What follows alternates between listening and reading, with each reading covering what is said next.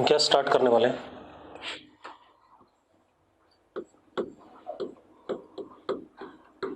Optics. ठीक है,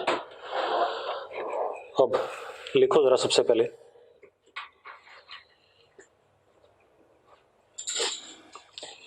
study of light and vision. Study of light and vision is called as optics.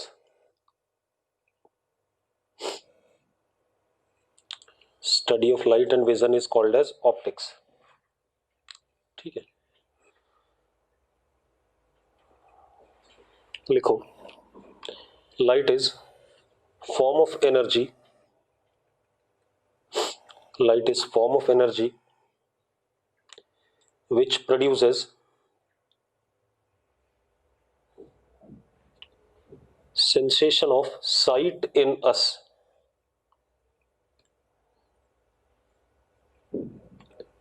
Which produces sensation of sight in us.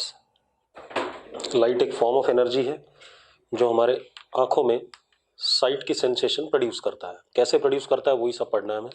ठीक है, लिखो up to 17th century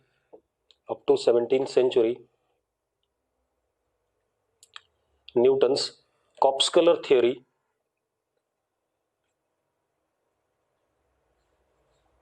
was assumed to be correct.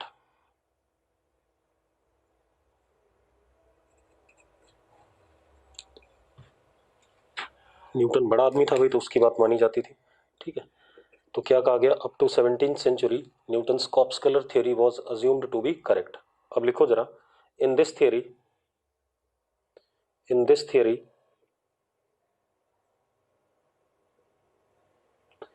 Light is considered as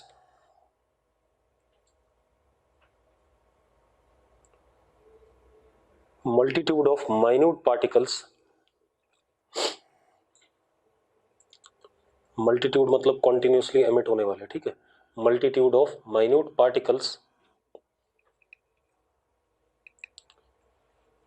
which emanate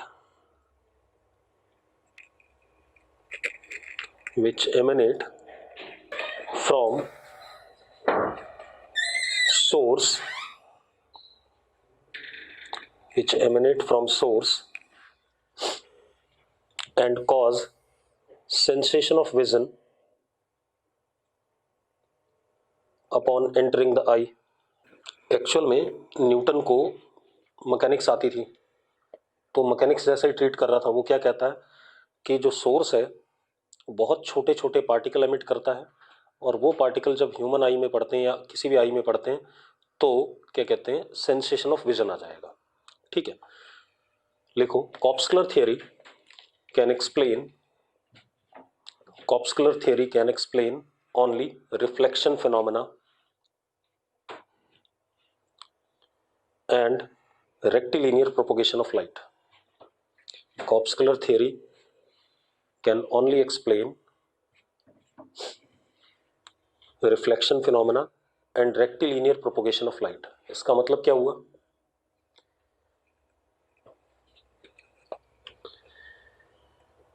कि light सीधी line में चलती है, rectilinear propagation, जब तक medium change नहीं करता। लिखना नहीं, ठीक है, कि उसकी बात बाद में गलत हो गई थी। तो मैंने क्या कहा, corpuscular theory can only explain reflection phenomena and rectilinear propagation of light. ठीक है, रेक्टिलिनियर प्रोपोगेशन का मतलब क्या था, लाइट सीधी लाइन पे चल रही है अगर मीडियम चेंज नहीं होता है। इस बात को न्यूटन्स की थियोरी एक्सप्लेन कर रही थी। ठीक है, दूसरा रिफ्लेक्शन फिनोमेना उसने मैकेनिक्स से कर दिया कि उसने मान लिया जो लाइट के पार्टिकल हो इलास्टिक छोटे छोटे बॉल हैं, जब किसी ऑब्स्टिकल से टकराते हैं तो क्या कहते हैं, बिल्कुल ही इलास्टिक कोलिजन होता है उनका, तो जितने एंगल पे पड़े उतने एंगल पे क्या हो गए, रिफ्लेक्ट हो गए। यही आपको 10th क्लास में बता के भेजा जाता है शायद, है ना। ठीक है, अब लिखो जरा, but when there is change in medium,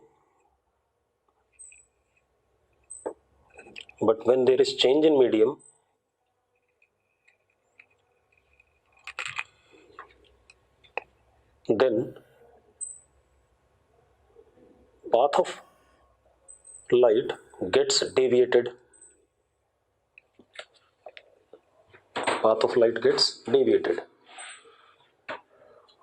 ठीक है, not explained by corpuscular theory, not explained by corpuscular theory. Newton ने तो ये कहा भाई कि डेंसर मीडियम आ जाएगा तो स्पीड कम हो जाएगी, ठीक है, लेकिन डेविएट क्यों हुआ ये बात नहीं पता चल रही थी उसे, ठीक है। और डेंसर मीडियम में स्पीड कम क्यों हो जाती है, उसके पीछे न्यूटन वाला लॉजिक नहीं था कि डेंसर मीडियम में स्पीड कम हो जाएगी। जैसे हम लोग अगर डेंसर मीडियम में चलते हैं, मान लो वाटर में चलते हैं, तो हमारी स्पीड क्या हो जाएगी, एयर के कंपैरिजन में कम हो जाएगी। ये वाली बात बिल्कुल भी लाइट के लिए होल्ड नहीं करती है, ठीक है। अब लिखो जरा,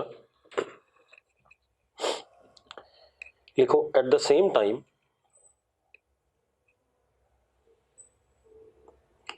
Huygens gave wave theory of light, ठीक है। उसकी बात कोई सुन नहीं रहा था लेकिन उसने दी थी, उसी आसपास में ही थे दोनों, ठीक है।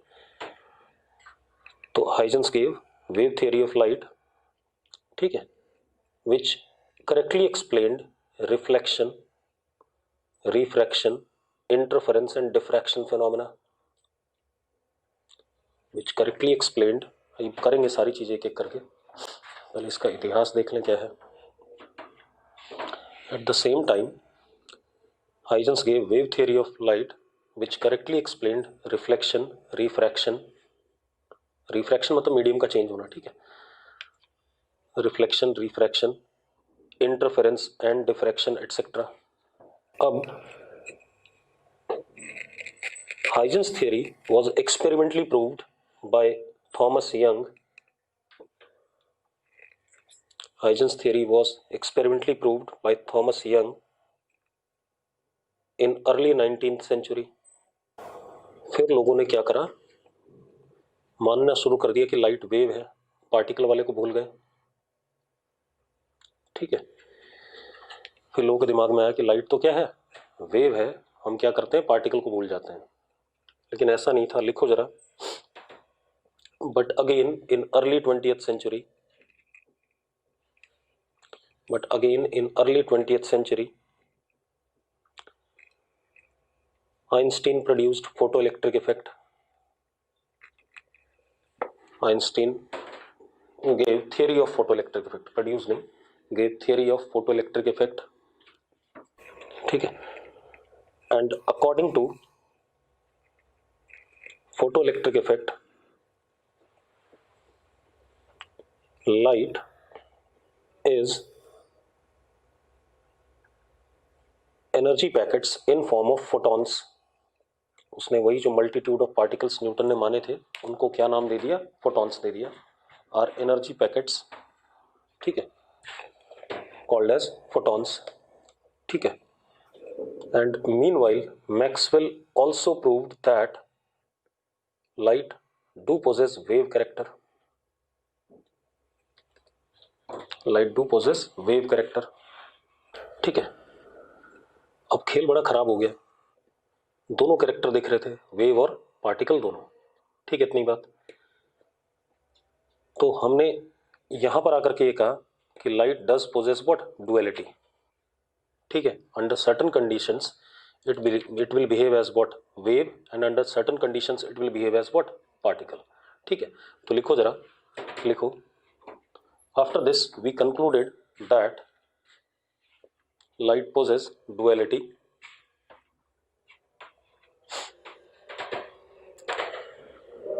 लाइट पोजेस डुअलिटी, ठीक है, that is both particle as well as wave character. कभी पार्टिकल कैरेक्टर डोमिनेट करेगा अंडर सर्टेन कंडीशंस और under certain conditions wave character dominate करेगा, क्लियर है। और हर चीज के साथ है भाई ये, ठीक है, डुअलिटी हर चीज में है, ये ध्यान रखना, ठीक है।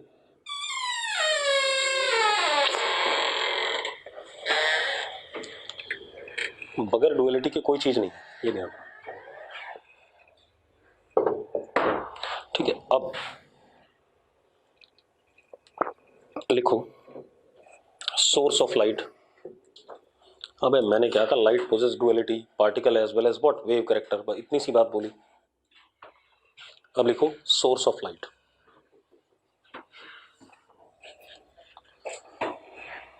हमने मैक्सवेल की 3 स्टेटमेंट पढ़ी थी इलेक्ट्रोस्टैट वाले चैप्टर में, क्या पढ़ी थी? अगर सिस्टम ऑफ चार्ज रेस्ट पे है तो अपने आसपास इलेक्ट्रोस्टैटिक फील्ड डेवलप करता है। कांस्टेंट वेलोसिटी से चल रहा है, यूनिफॉर्म मोशन में है, तो इलेक्ट्रिक एंड मैग्नेटिक फील्ड अपने आसपास डेवलप करता है। और अगर एक्सेलरेटेड चार्ज सिस्टम है तो क्या करेगा? इलेक्ट्रिक फील्ड भी, मैग्नेटिक फील्ड भी, as well as radiates energy in form of electromagnetic radiations, जिसको हम इलेक्ट्रोमैग्नेटिक वेव भी कहेंगे। ठीक है, इतनी बात। तो लिखो जरा, लिखो सोर्स ऑफ लाइट में लिखो एनी एक्सेलरेटेड और oscillating charge system, any accelerated और oscillating charge system produce electromagnetic waves और रेडिएशंस, प्रोड्यूस इलेक्ट्रोमैग्नेटिक वेव्स और रेडिएशंस। ठीक है, कॉल्ड एज लाइट, इसी को हम लाइट कह देते हैं।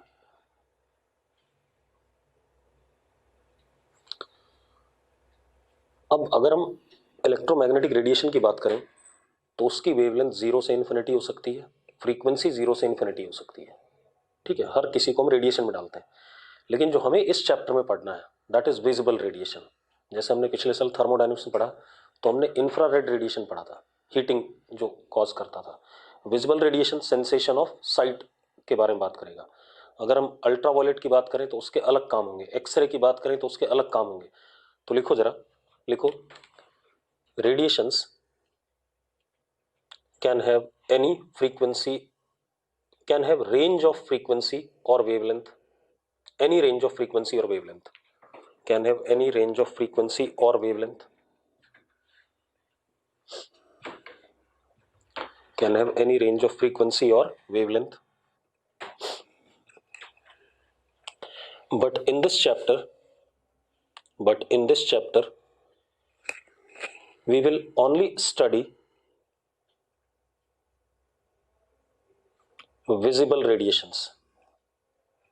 We will only study visible radiations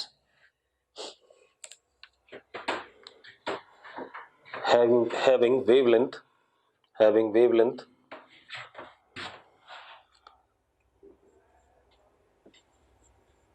380 nanometer to 740 nanometer in vacuum.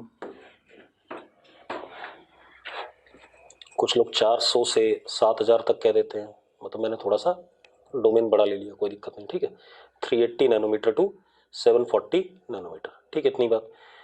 इस रेंज की वेवलेंथ्स को हम स्टडी करेंगे जिनकी वेवलेंथ वैक्यूम में इतनी होगी, ये विजिबल रेडिएशन कहलाएंगे। इससे बड़े वाले क्या कहलाएंगे? इंफ्रारेड। इससे छोटे वाले अल्ट्रावायलेट, उससे भी छोटे वाले एक्सरे, उससे भी छोटे वाले फिर गामा रेज, इस टाइप से होता रहेगा। ठीक है, अब जरा देखो, अब ये तो क्लियर हो गया कि सोर्स ऑफ लाइट क्या होगा, कोई भी एक्सेलरेटेड चार्ज सिस्टम। ठीक है, अब सबसे पहले पॉइंट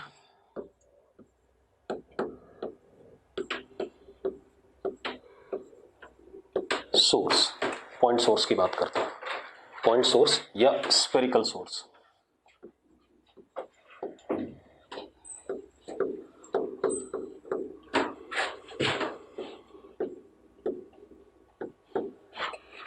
पॉइंट सोर्स या स्फेरिकल सोर्स। अब मेरी बात ध्यान सुनो बेटा, ये हमारे पास पॉइंट सोर्स है, मान लेते हैं। ठीक है, ये फोटॉन सबमिट करेगा। ठीक है, एक पर्टिकुलर टाइम पे ये हर डायरेक्शन में फोटॉन सबमिट करेगा। पॉइंट है तो स्फेरिकली रेडियली फोटॉन सबमिट करेगा। ठीक है, अगर इसके आसपास का मीडियम सराउंडिंग होमोजीनियस है तो फोटॉन्स की स्पीड हर डायरेक्शन में क्या होगी? सेम होगी। ठीक है, इतनी बात।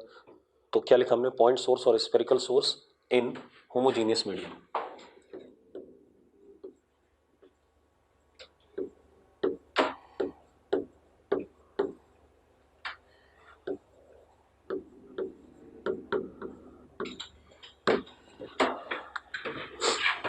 अब जरा ध्यान दो,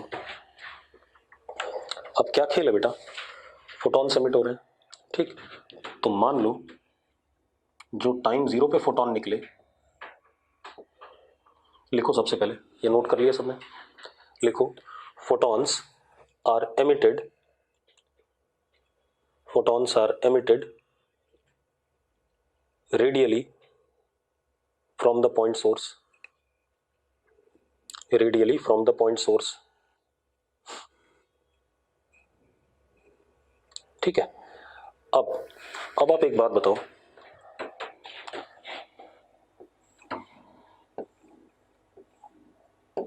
आप ऐसे देखो, जो पहले फोटोन एमिट हुआ था वो यहाँ है, तो इसके बाद में जब एमिट हुए तो वो यहाँ है, इसके बाद में जब एमिट हुए यहाँ है, इसके बाद में एमिट हुए यहाँ है, ऐसे ही होगा, कॉन्टिन्यूसली एमिट करता रहेगा, ठीक है। इतनी बात, कॉन्टिन्यूसली एमिट करेगा तो फोटॉन्स एक पर्टिकुलर लाइन पे चलेंगे, ऐसे,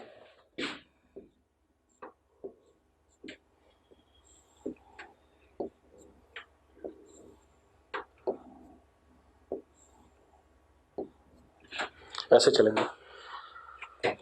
जिस रास्ते पे फोटॉन्स चलेंगे, ठीक है, इतनी बात, उस रास्ते को हम रे ऑफ लाइट कहते हैं। क्या कहते हैं? रे ऑफ लाइट, ठीक है, इतनी बात। अगर मीडियम चेंज नहीं कर रहा है तो सीधे चलेंगे, ठीक है। अब लिखो जरा, लिखो, मैंने ये क्या लिखा है कि रेज फोटॉन्स कैसे एमिट होते हैं इस पॉइंट सोर्स वाले में, radially from the point source, and path followed by photons, path followed by particular photon is called as ray, मानते हो या नहीं मानते हो? ठीक है, ठीक है। अब आप एक चीज देखो, अगर इस मीडियम में स्पीड फोटॉन्स की v है तो डेल्टा टी टाइम बाद ये वाला फोटॉन यहां पहुंच गया, मान लो, तो कितना डिस्टेंस चला? v delta T. ये सुनो, ये वाला फोटॉन भी v डेल्टा टी,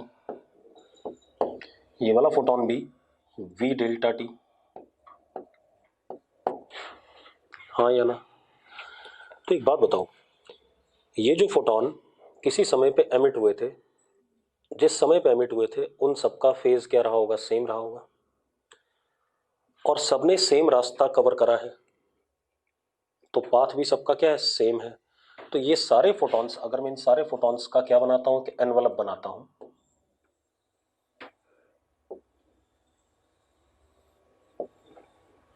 ठीक है, इतनी बात। तो ये जो एनवलप है, locus of photons which are in same phase is called as wavefront। इसको क्या कहते हैं? वेवफ्रंट कहते हैं।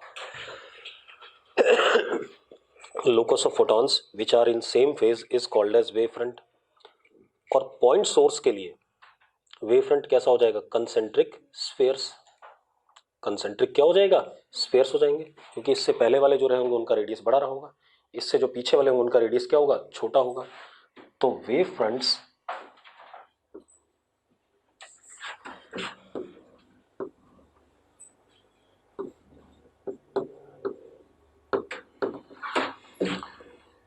over here are concentric spheres, हाँ या ना?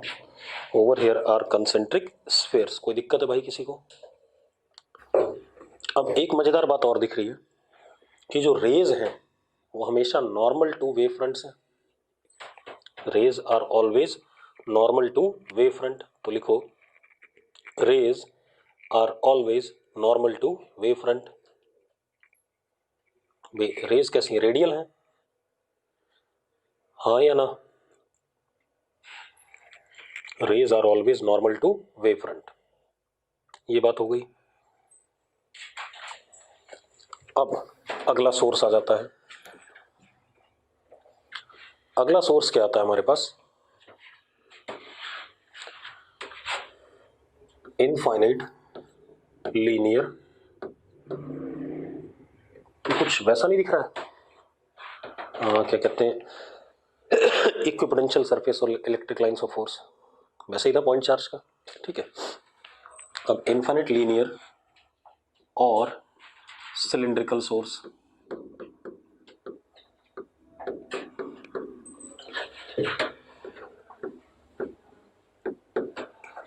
इनफाइनाइट लीनियर और सिलिंड्रिकल सोर्स।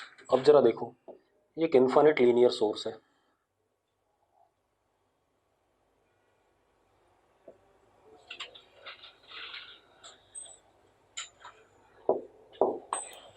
अब ये इनफाइनाइट लीनियर सोर्स है, तो फोटॉन्स ऐसे निकलेंगे, ऐसे ऐसे ऐसे ऐसे ऐसे, रेज ऐसे निकल रही हैं, ऐसे निकल रही हैं, ऐसे निकल रही हैं रेज। ठीक है, तो जो रेज हो गई,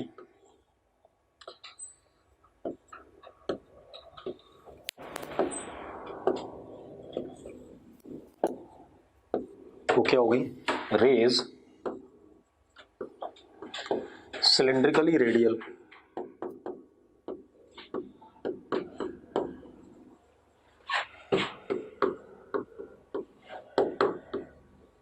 रेज आर सिलिंड्रिकली रेडियल। मानते हो या नहीं मानते हो? ठीक है भाई, मतलब अगर ये ऐसा है तो एक रही है, एक रही है। अब ये मत कह देना ये दोनों पैरेलल है, कहाँ है पैरेलल? कतई नहीं है। ठीक है, हाँ नीचे वाले के रिस्पेक्ट में पैरेलल, लेकिन आपस में तो पैरेलल नहीं है। ठीक है, these are what? Cylindrically radial.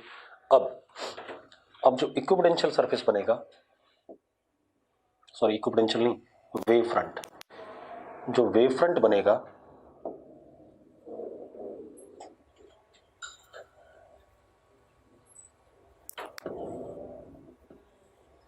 ये कितना चला? V delta t. कितना चला? V delta t. ठीक है, तो जो वेव फ्रंट है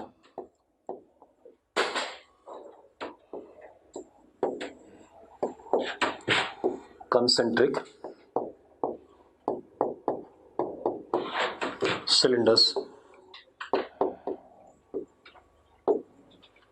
wave fronts are concentric cylinders. कोई दिक्कत है भाई? कोई इशू है? और अगेन देखो, rays are perpendicular to wave fronts, ठीक है, या normal to wave fronts.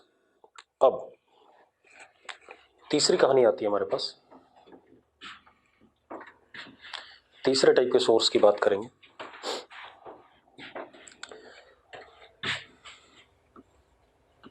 Source at infinity. अगर कोई सोर्स ही इंफिनिटी पर है, source at infinity, source at infinity. ठीक है, अब एक बात बताओ यार, सोर्स एट इंफिनिटी आपको कैसा दिखेगा? पॉइंट जैसा दिखाई पड़ेगा। ठीक है, तो ये एक पॉइंट सोर्स है और आप कहां पर हो? इंफिनिटी पे हो। ऐसा ही कुछ है, आप कहां पर हो? इंफिनिटी पे हो। तो अगर इससे रेज निकलेंगी,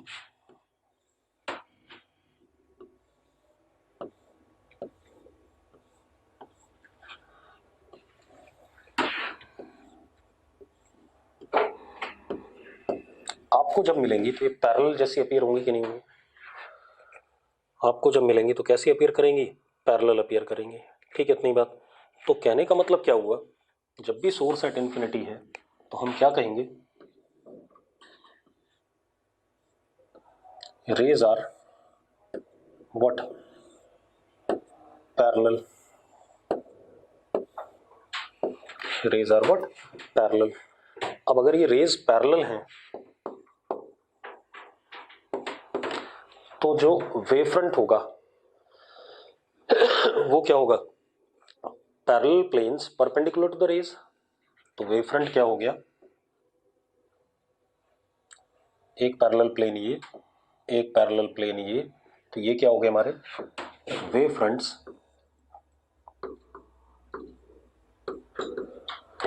पैरेलल प्लेन्स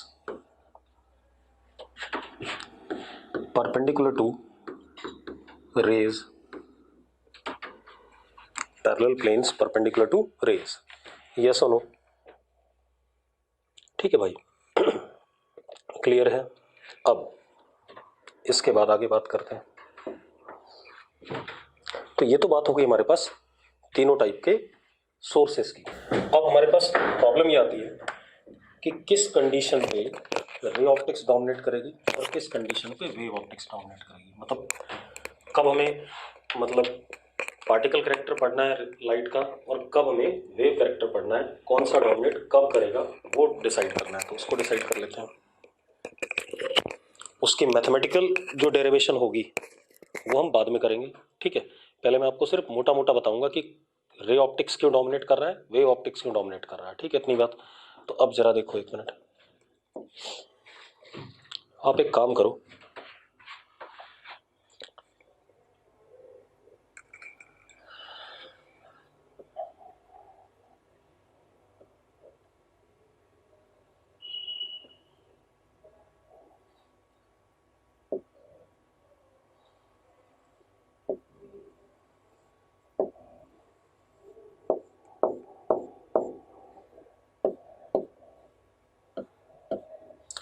ये मेरे पास ओपनिंग है, अपर्चर, यहाँ ब्लॉक हो गया, दीवार हो गई, यहाँ दीवार हो गई, खिड़की है मान लो, यहाँ से लाइट एंटर कर सकती है, ठीक है, इतनी बात।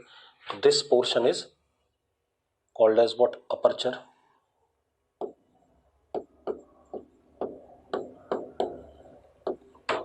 ठीक है, सामने इसके यहां पर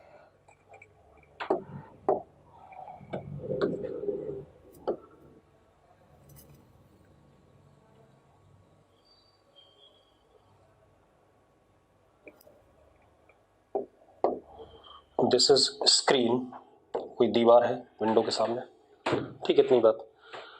और लाइट मान लो सन से आ रही है, यानी कि कहाँ से आ रही है, इन्फिनिटी से आ रही है, ऑब्वियस सी बात है, ठीक है। लाइट सन से आ रही है, ठीक है।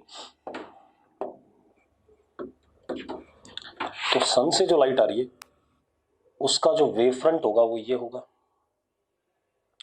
विंडो पे पड़ने से जस्ट पहले।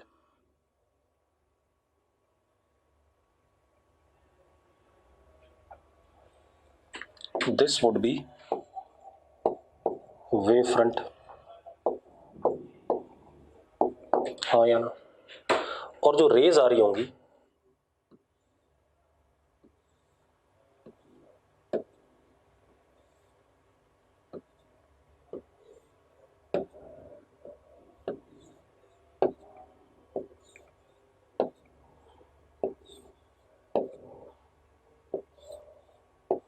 ऐसे आ रही होंगी कि नहीं आ रही होंगी, हाँ या ना? पक्का? अब आप एक चीज देखो बेटा, अगर आप लाइट देखो दीवार के ऊपर कितनी रीजन में पड़ रही है, तो आप अगर ध्यान से देखोगे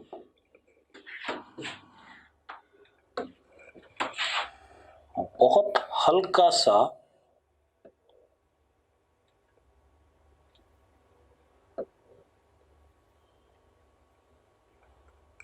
सा क्या आ रहा है, बेंट आ रहा है, किसमें, वेव फ्रंट में। इसके ऊपर वाला हिस्सा ब्लॉक हो गया, इसके नीचे वाला हिस्सा भी क्या हो गया, ब्लॉक हो गया, हल्का सा क्या कर जाएगा, बेंट सा हो जाएगा।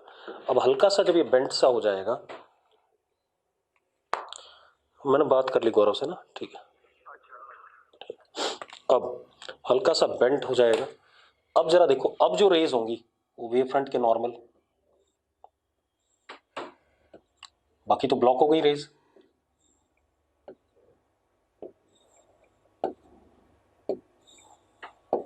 जो स्क्रीन के ऊपर साइज आ रहा है जहां पर लाइट पड़ी वो इतना सा है, ऐसे ही होता है। अगर मैं इस दरवाजे को खोल दूं, बाहर लाइट जला दूं, अंदर अंधेरा कर दूं, तो यहां पर कहीं पर लाइट आएगी, ठीक है।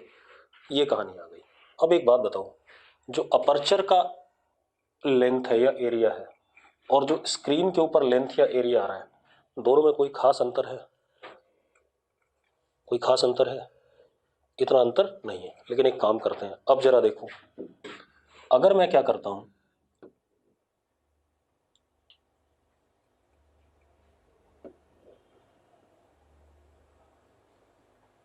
ये अपर्चर है छोटा सा, सामने ये स्क्रीन है,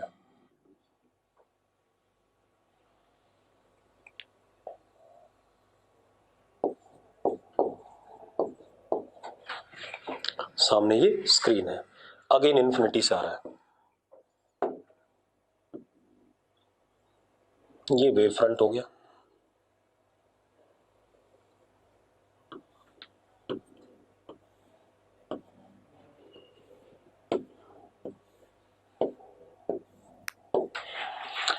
अब आप एक चीज देखो, यहां पर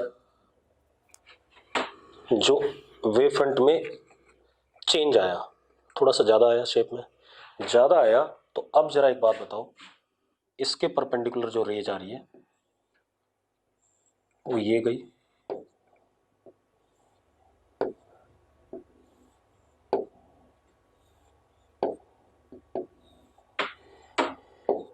अब एक बात बताओ, ये रीजन आ रहा है, अब जो लाइट पड़ रही है स्क्रीन पे वो ज्यादा रीजन के लिए पड़ रही है कि नहीं पड़ रही है? ठीक है, इतनी बात। अब एक चीज ध्यान से देखना, इस केस में शेप ऑफ वेव फ्रंट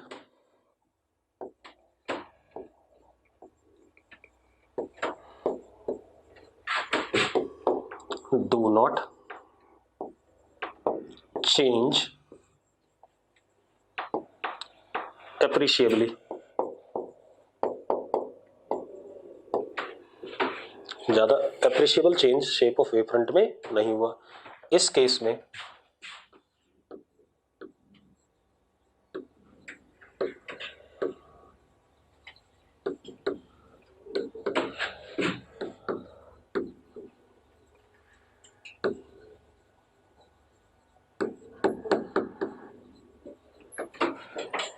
ठीक है, इतनी बात। अब मजेदार बात देखो,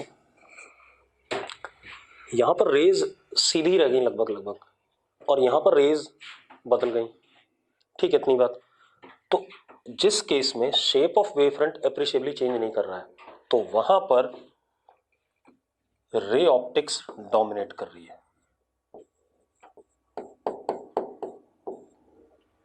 डोमिनेट्स, ठीक है। और इस केस में रेज का शेप काफी चेंज कर गया, रेज भी बदल गई, वेव फ्रंट तो बदल ही गया, तो कौन? Wave optics dominates. ठीक है, इतनी बात। तो वेव ऑप्टिक्स डोमिनेट्स। अब ये किन फैक्टर्स पे डिपेंड करता है? एक तो हमें दिख रहा है अपर्चर का साइज, हाँ या ना? और भी फैक्टर होते हैं बेटा, अपर्चर का साइज, दूसरा जो इलेक्ट्रोमैग्नेटिक रेडिएशन आ रहा है, पहले मेरी बात सुन लो, लिखो नहीं, मैंने क्या कहा, किस किस फैक्टर पे डिपेंड कर रहा है? रे ऑप्टिक्स और वेव ऑप्टिक्स। एक तो अपर्चर का साइज, ठीक है, यहाँ छोटा है यहाँ बड़ा है। दूसरा जो वेवलेंथ लाइट की है, यहाँ पर या यहाँ पर, इस पर भी डिपेंड कर रहा है। दूसरा स्क्रीन के डिस्टेंस पे भी डिपेंड करता है। अभी अगर इसी स्क्रीन को मैं दूर ले जाऊं, इस वाले को, तो ये भी बहुत डेविएट सा हो जाएगा। आप इस स्क्रीन को इन्फिनिटी पे लेके जाके खड़ा कर दो, डेविएट हो जाएगा कि नहीं हो जाएगा? क्लियर है? तो क्या करिए, अपर्चर का साइज छोटा हो जाएगा। ठीक है, इतनी बात तो अपने आप ही आ जाएगी वो कहानी। ठीक, अब तो खेल क्या हमारे पास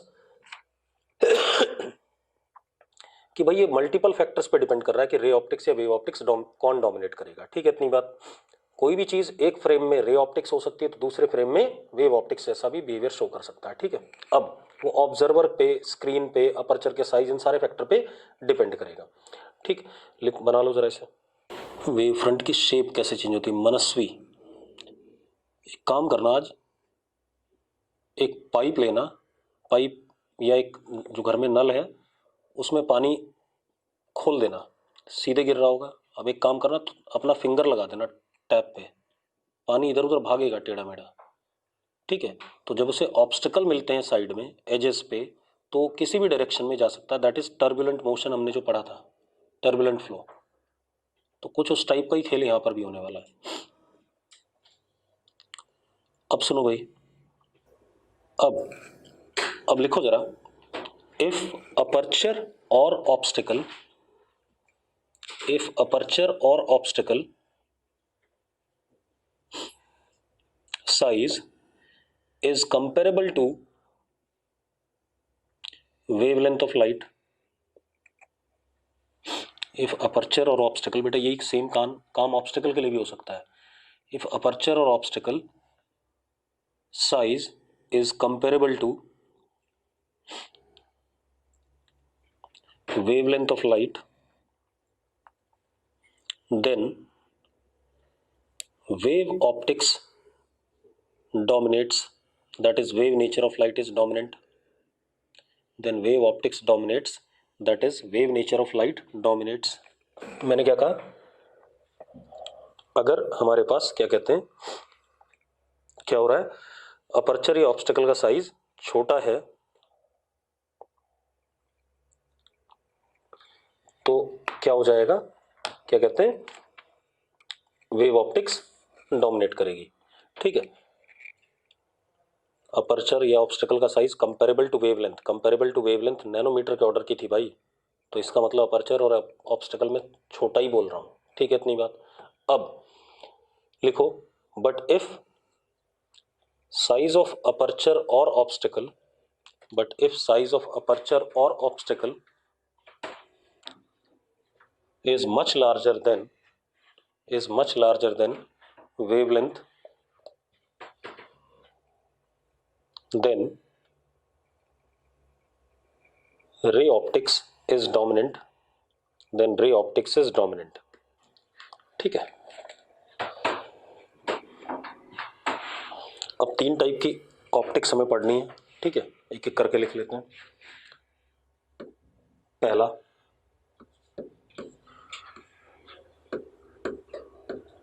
ज्योमेट्रिकल और रे ऑप्टिक्स. इसमें हम दो फिनोमेना पढ़ेंगे, एक रिफ्लेक्शन ऑफ लाइट और एक रिफ्रैक्शन. ठीक है, दूसरा फिजिकल और वेव ऑप्टिक्स. देखो, वेव ऑप्टिक्स आप रिफ्लेक्शन रिफ्रैक्शन तो पढ़ ही सकते हो, एडिशन में आप क्या पढ़ सकते हो, इंटरफेरेंस,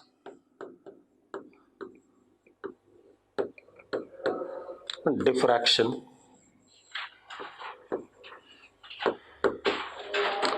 पोलराइजेशन,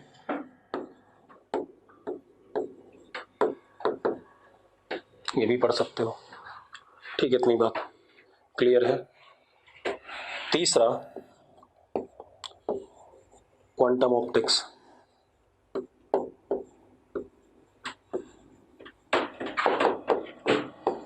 क्वांटम ऑप्टिक्स में ये मॉडर्न फिजिक्स में पढ़ेंगे, यहां नहीं पढ़ेंगे.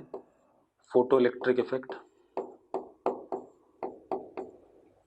कॉम्पटन इफेक्ट, एटसेट्रा, और भी फिनोमेना. ठीक है भाई, अब सबसे पहले हम ज्योमेट्रिकल ऑप्टिक्स से खत्म करेंगे. ठीक है, इतनी बात. फिर वेव, फिर क्वांटम ऑप्टिक्स में मॉडर्न में पढ़नी है. क्लियर है भाई?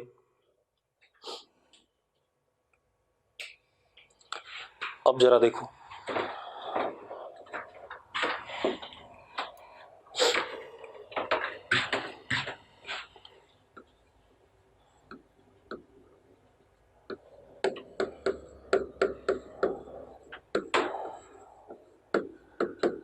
Geometrical optics. ठीक है, मतलब अब हमारे पास ऑब्वियस सी बात है कि अपर्चर और ऑब्स्टेकल बड़े हैं, वेव फ्रंट में कोई अप्रिशिएबल शेप में चेंज नहीं आने वाला. ठीक है, इतनी बात हम ये मान के चलेंगे, कोई भी ऐसा काम नहीं करेंगे जहां पर वेव फ्रंट में चेंज आ रहा हो अप्रिशिएबल. ठीक है, इतनी बात. ठीक, अब मतलब वेव फिनोमेना हम पढ़ेंगे नहीं, ना हम इंटरफेरेंस की बात करेंगे, ना हम डिफ्रैक्शन की बात करेंगे. ठीक है, अब ज्योमेट्रिकल ऑप्टिक्स. ठीक है, जिस रास्ते पे लाइट चलती थी उसको रे कहते थे. ठीक है, अगर हमारे पास बंच ऑफ रेज है तो उसको हम क्या कहते हैं, बीम कहते हैं। तो लिखो जरा, bunch of rays is called as beam, bunch of rays is called as beam। ठीक है, इतनी बात। अब बीम तीन टाइप की होती है। अगर ऐसी रेज है तो इसको कहेंगे कन्वर्जेंट बीम,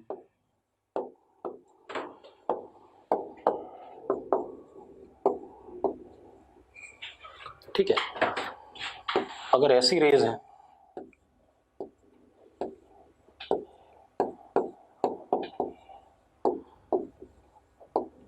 डाइवर्जेंट बीम, अगर ऐसी रेज है तो पैरेलल बीम। ठीक भाई, तब हम क्या कहेंगे, पैरेलल बीम कहेंगे। क्लियर है, कोई दिक्कत है इसमें?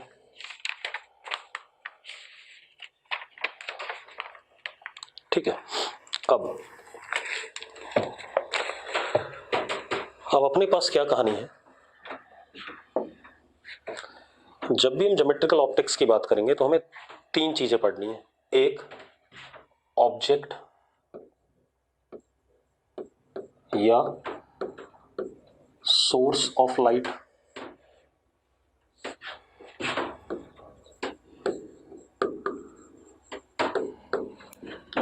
ठीक है। दूसरा, optical device. Optical device plane mirror हो सकता है, स्फेरिकल मिरर हो सकता है, कोई भी रिफ्रैक्टिंग सरफेस हो सकता है, लेंस हो सकता है, प्रिज्म हो सकता है, कुछ भी हो सकता है, ठीक है। अब जब लाइट सोर्स से निकलेगी या ऑब्जेक्ट से आएगी और ऑप्टिकल डिवाइस पे पड़ेगी तो दो फिनोमेना हो सकते हैं, या तो रिफ्लेक्शन या रिफ्रैक्शन। तो जो भी दोनों फिनोमेना होंगे, कोई भी होगा, रिफ्लेक्शन होगा, तो रिफ्लेक्टेड लाइट जब वापस आएगी तो रिफ्लेक्टेड लाइट की वजह से क्या बनेगा, इमेज बनेगा, ठीक है, इतनी बात। या रिफ्रैक्टेड लाइट जो वापस आएगी उसकी वजह से क्या बनेगा, इमेज। तो तीसरा हमें क्या पढ़ना है, इमेज पढ़ना है, ठीक है। तीसरा हमें क्या पढ़ना है, इमेज पढ़ना है। ये तीन चीजें, ठीक है। ऑब्जेक्ट एक हो गया, एक हो गया ऑप्टिकल डिवाइस, और एक क्या हो गया, इमेज हो गया, ठीक है, इतनी बात। ऑब्जेक्ट से जो लाइट ऑप्टिकल डिवाइस पे जाती है उसको इंसिडेंट लाइट कहते हैं या इंसिडेंट रेज कहते हैं। जो ऑप्टिकल डिवाइस से बाद में निकलेगी उसको रिफ्लेक्टेड रेज या रिफ्रैक्टेड रेज कहेंगे, ठीक है, इतनी बात। तो लिख लो जरा आप,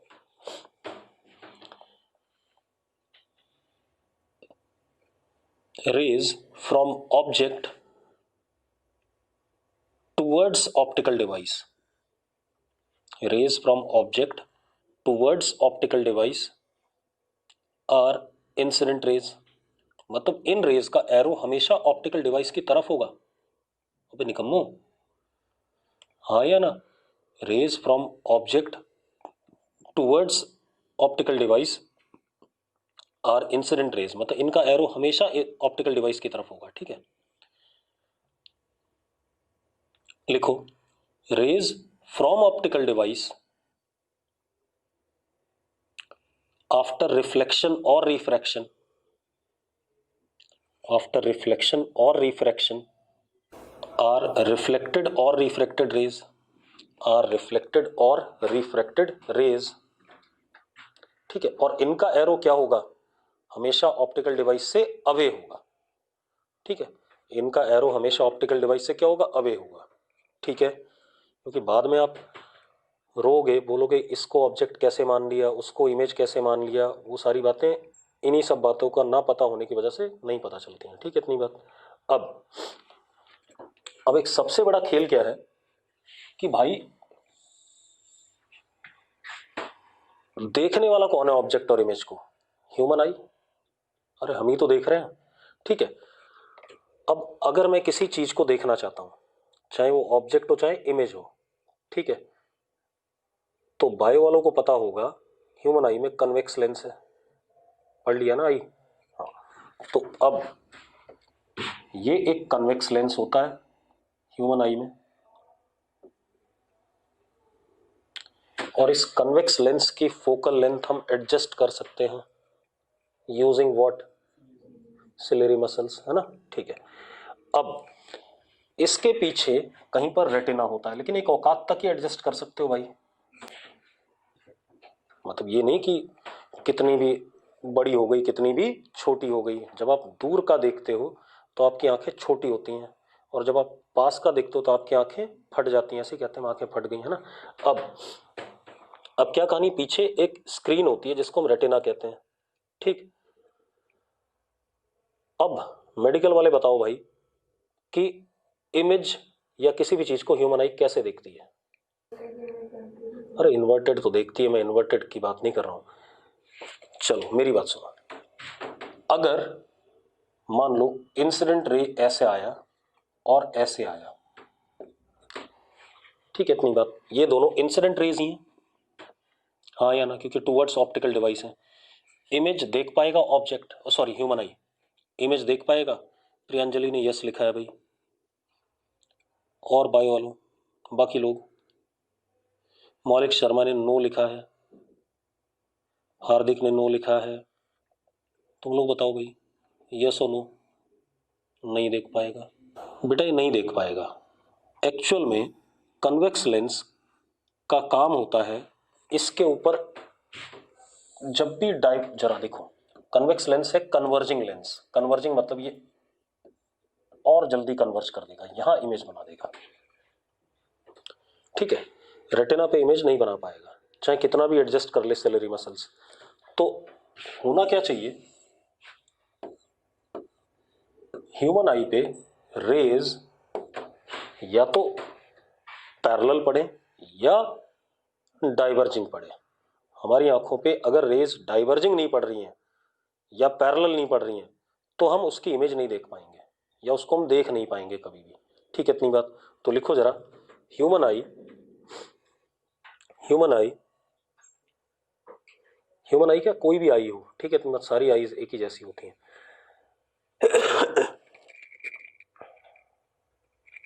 ना, सारी एक जैसी नहीं होती हैं। कुछ जानवर होते हैं जो 3D नहीं देखते हैं, वो प्लेन देखते हैं। मेढक को प्लेन दिखता है, वो 3D कभी नहीं देख सकता। मुझे 3D दिख रही है, ये भी 3D दिख रहा है, ये भी 3D दिख रहा है, मेढक को सिर्फ एक फ्लैट स्क्रीन जैसा दिखेगा। कॉकरोच का पता नहीं मुझे, मैंने मेढक ही सुना है, ठीक है। जो भी जानवर जंप करके चलता है, मतलब कभी ध्यान रखना, वो जंप भी करता है इसी वजह से क्योंकि वो उस बेचारे के साथ अडेप्टेशन अभी वैसी नहीं है।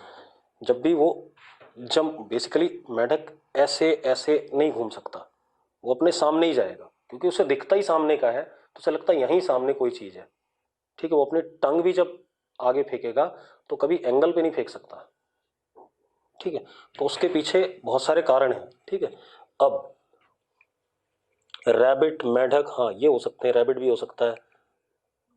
कंगारू पता नहीं, कंगारू 3D देखता है, कंगारू हर तरफ गर्दन घुमा सकता है, घुमाता है ना वो, मेढक नहीं घुमाता गर्दन, कंगारू घुमाता है शायद।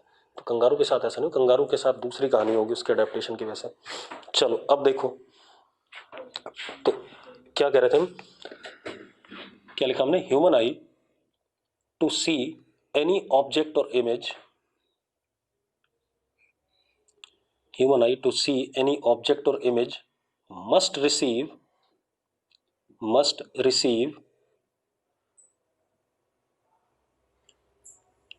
diverging rays or parallel rays, diverging raise और पैरेलल रेज, ठीक है। अगर ह्यूमन आई ने कुछ भी देखना है तो उसकी आंखों में डाइवर्जिंग या पैरेलल रेज आनी चाहिए। क्लियर है, कोई दिक्कत नहीं। अब हम आते हैं ऑब्जेक्ट क्या होता है, ठीक है। मैंने बता दिया था भाई, ऑब्जेक्ट क्या होता है, सोर्स ऑफ लाइट, यानी कि जहां से इंसिडेंट रेज निकल रही हैं, या point of intersection of what, incident raise. तो लिखो जरा, point of intersection, point of intersection of incident raise, point of intersection of incident raise ये ऑब्जेक्ट की पोजीशन हो गई, ठीक है। Point of intersection of incident raise object की पोजीशन हो गई। अब जरा देखो एक मिनट, ऑब्जेक्ट दो टाइप का, चलो देखो एक मिनट, ये ऑप्टिकल डिवाइस है, कोई कुछ भी हो सकता है, मिरर, लेंस, प्रिज्म, कुछ भी हो, ऑप्टिकल डिवाइस। अगर इंसिडेंट रेज ऐसी है बेटा, तो ऑप्टिकल डिवाइस पे कैसी पड़ रही है, डाइवर्जिंग, डाइवर्जिंग पड़ रही है। तो अगर मैं इनको पीछे प्रोड्यूस कर दूं एक्चुअल में, तो यहां पर इंटरसेक्ट करती हैं, ये ऑब्जेक्ट हो गया। तो कैसा ऑब्जेक्ट कहलाएगा, रियल, ठीक है। और एक चीज देखो, मैं अपने आप को कहीं भी रखूं, ह्यूमन आई को, मैं रियल ऑब्जेक्ट को देख पाऊंगा कि नहीं देख पाऊंगा। बस ऑप्टिकल डिवाइस के पीछे ना रखूं, यहां रख दूं तो रेज डाइवर्जिंग मेरी आंखों में आ रही है, यहां रख दूं तो भी मेरी आंखों में डाइवर्जिंग आ रही है, ठीक है। तो सबसे पहले लिखो जरा, लिखो, if incident rays, if incident rays are diverging on OD, OD मतलब optical device, if incident rays are diverging on OD, then object is real, then object is real, ठीक है। always visible to human eye, मैं कहीं भी खड़ा हो जाऊंगा यार, एक बात बताओ, मान लो आप में से कोई पॉइंट ऑब्जेक्ट है, मैं यहां खड़ा हूं, तो आपसे रेज मेरी आंखों में क्या आ रही है, डाइवर्जिंग आ रही है, मैं देख सकता हूं आपको, ठीक है, इतनी बात। तो रियल ऑब्जेक्ट हमेशा दिखेगा अगर मैं ह्यूमन आई यहां रख दूं, ऐसे रेज आएंगी कि नहीं आएंगी, आएंगी भाई, दिखेगा। यहां रख दूं तो देखिए डाइवर्जिंग आ ही रही है, यहां रख दूं तो ये डाइवर्जिंग आ ही रही है, ठीक है, इतनी बात। अब दूसरा, तो रियल ऑब्जेक्ट के लिए क्या हो गया, ऑप्टिकल डिवाइस पे डाइवर्जिंग इंसिडेंट रेज होनी चाहिए, ठीक है, इतनी बात। अब ये ऑप्टिकल डिवाइस,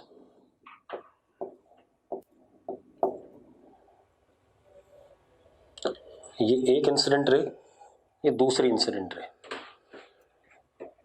ठीक है, इतनी बात। ये दोनों इंसिडेंट रेज। अब ये बताओ कैसी इंसिडेंट रेज है, कन्वर्जिंग, कन्वर्जिंग है कि नहीं है, ठीक है, इतनी बात। तो लिखो, और इनको अगर मैं प्रोड्यूस करूं, एक्चुअल में पीछे तो जाएंगे नहीं क्योंकि ऑप्टिकल डिवाइस से कुछ अलग ही कहानी हो जाएगी, रिफ्लेक्शन या रिफ्रैक्शन। तो इनको अगर मैं पीछे प्रोड्यूस कर दूं, तो यहां पर ऑब्जेक्ट आ रहा है, और ये ऑब्जेक्ट कैसा, वर्चुअल, कैसा ऑब्जेक्ट हो गया, वर्चुअल। अब एक बात बता, अगर आंखें यहां रख देगी, क्या देख पाएगी, देख सकती है, सोच ले, यहां पर आई रख दे, कैसी रेज आ रही है आंखों में, कैसी आ रही है, कन्वर्जिंग आ रही है, ऑब्जेक्ट विजिबल नहीं होगा, ठीक है, इतनी बात। ये सारे सवाल छोटे छोटे यही पूछे जाएंगे, ध्यान रखना, ठीक है। तो लिखो जरा, if incident rays are converging on OD, if incident rays are converging on OD, then object is virtual and we cannot see it, and we cannot see it by naked eye, ठीक है, कोई दिक्कत नहीं। अब लिखो image, image, image, image की कहानी क्या है, लिखो, point of intersection of reflected और रिफ्रैक्टेड रेज, ऑप्टिकल डिवाइस से जब रिफ्लेक्टेड या रिफ्रैक्टेड रेज निकलेंगी, जहां इंटरसेक्ट करेंगी, ठीक है, तो point of intersection of reflected और रिफ्रैक्टेड रेज इमेज हो गया, ठीक है, इतनी बात। अब मेरी बात सुनो, ध्यान सुनना,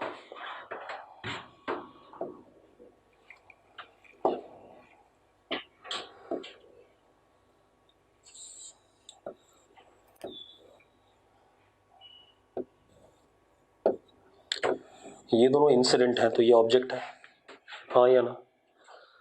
अब यहां रिफ्रैक्शन हुआ, ठीक है, ये कैसी रिफ्रैक्टेड रेज है, कन्वर्जिंग, कन्वर्जिंग है कि नहीं है, ठीक है। और यहां पर क्या बनेगा, इमेज बनेगा। कैसा इमेज, रियल। अभी रुके रहो और बता देता हूं। ये आपके पास मिरर है, मान लो एक इंसिडेंट ऐसे तो रिफ्लेक्टेड ऐसे, एक इंसिडेंट ऐसे तो रिफ्लेक्टेड ऐसे, यहां दोनों इंटरसेक्ट कर रहे हैं, यहां क्या बनेगा, इमेज। और कैसा, दोनों कन्वर्जिंग है, रिफ्लेक्टेड, कैसा, रियल। ठीक है, लिखो जरा, लिखो इफ रिफ्लेक्टेड या refracted rays are convergent from OD real image, क्या बनेगा, रियल इमेज बनेगा। ठीक है, इतनी बात। अगर रिफ्लेक्टेड या रिफ्रैक्टेड रेज OD से कन्वर्जेंट है, OD से, ठीक है, इतनी बात। अब क्योंकि OD से निकल रही है, ठीक है, इधर या OD से निकल रही है इधर, कन्वर्जेंट, तो रियल इमेज। लिख लिया सबने, लिख लिया भाई। अब एक बात बताओ, मैं इस इमेज को तब देख पाऊंगा जब ह्यूमन आई को यहां रखूंगा, यहां रखने पे नहीं देख पाऊंगा। अरे बड़े निकम्मे हो, तो ये इंसिडेंट रे, ये रिफ्लेक्टेड रिफ्रैक्टेड रे, ये रिफ्लेक्टेड रे, जब डाइवर्जिंग पड़ेंगी तभी देख पाऊंगा। इसको मैं यहां रखने पे देख पाऊंगा भाई, हाँ या ना, खुद देख लो क्या कहानी चल रही है। ठीक है, अब देखो, अब जरा ध्यान दो,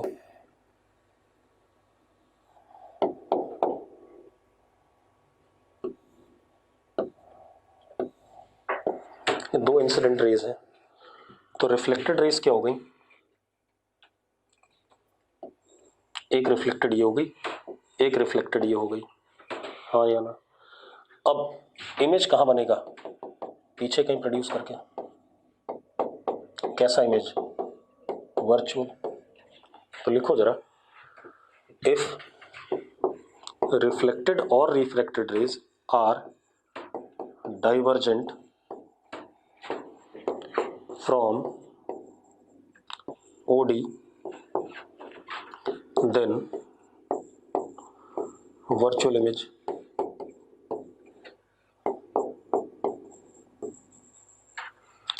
ठीक है, अब अगर इमेज आपने देखनी है तो निकम्मो देखो, ह्यूमन आई को यहां रखोगे, ये भी डाइवर्जिंग, ये भी डाइवर्जिंग, हाँ या ना, ऐसी रखोगे कि नहीं रखोगे, पहले बताओ मुझे। ठीक है, अब एक बात बताओ, क्या ह्यूमन आई डिफरेंशिएट कर सकता है रियल और वर्चुअल इमेज में,